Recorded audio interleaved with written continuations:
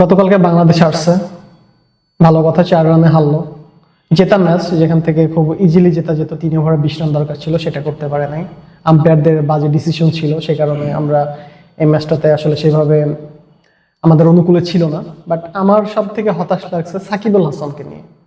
তিনি সেখানে কি করতেছেন ভাই? 4 বলে 3 রান করছেন, 1 ওভার বল করছেন, আপনাকে বলে দিতে চাই, আপনি বলে যেতে চান না।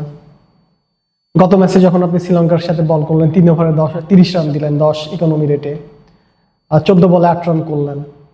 আপনি কি করতেছেন এখানে? খেলতেছেন নাকি মায়ের দোয়া টিমের লোকাল যেভাবে খেলে, বাবার দোয়া টিম যেভাবে লোকালি খেলে সেভাবে আপনি খেলতে গেছেন? আজকে আমি সকালবেলা একটা ভিডিও দেখলাম, সেখানে ধীরেন্দ্র সেহবাগ বলতেছেন উনি একজন সিনিয়র প্লেয়ার, অধিনায়ক ছিল, কিন্তু তার মধ্যে ন্যূনতম গেম সেন্স নাই। কোন খেলা কিভাবে খেলতে হবে সেটা তিনি আজ পর্যন্ত শিখতে পারেন নাই। তার লজ্জা হওয়া উচিত, তিনি এত বছর ক্রিকেট খেলার পরেও এই ধরনের খেলা করতেছেন। আসলে তিনি খেলবেন কিভাবে? তিনি তো অনেকগুলো দায়িত্ব তাকে পালন করতে হয়। তিনি এমপি হয়েছেন, তাকে সেখানে সময় দিতে হয়, রাস্তাঘাট নির্মাণ করতে হয়, নেতাকর্মীদের সঙ্গ দিতে হয়, গরিব দুঃখীদের পাশে দাঁড়াইতে হয়। আসলে তাকে অনেক মাল্টিটাস্কিং করতে হয় একসাথে। তিনি বিসিবি থেকে বেতনও নিচ্ছেন, আবার এমপি হয়েছেন, সেখান থেকেও তার বেতন আসতেছে। তিনি আসলে বাংলাদেশের সরকার তাকে 4 সাইড থেকে দিচ্ছেন, তিনি সব দিক থেকে তার সুবিধাটা তিনি পাচ্ছেন, কিন্তু বাংলাদেশকে তিনি কোনো সার্ভিসই দিতে পারতেছেন না।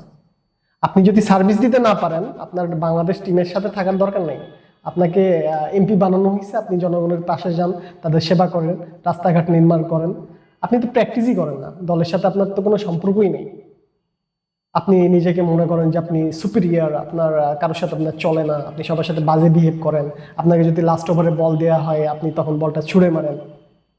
তো আপনার যদি খেলার কোনো ইচ্ছা না থাকে, আপনি অবসর নিয়ে নেন। আপনার আপনার যদি ন্যূনতম লজ্জাবোধ থাকে, আপনি যদি ন্যূনতম আপনার মধ্যে যদি বিবেক থাকে, তবে অবশ্যই আপনি দেশের জন্য যদি আপনি ভাবেন, তবে আপনার অবশ্যই অবসর নেওয়া উচিত। এটা কোনো খেলা? আপনি তো অনেক ট্যালেন্টেড একটা মানুষ, আপনি আপনি ক্রিকেটকে সময় দিবেন, আপনি ক্রিকেটকে ভালোবাসেন, আপনি অনেক ভালো, বাংলাদেশকে অনেক ভালো সার্ভিস দিচ্ছেন। বর্তমানে আপনার এই অবস্থা কেন?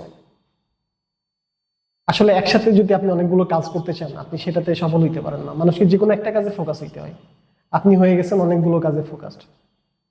আপনি বিশ্বকাপের মধ্যে খেলা চলতেছে, আপনাকে শোরুম উদ্বোধনের জন্য ডাকা হলো, আপনি দৌড় দিয়ে চলে গেলেন। আপনি খেলবেন কিভাবে? খেলার জন্য তো প্র্যাকটিস করা লাগে, সে প্র্যাকটিসটা করার সময় আপনার কোথায়?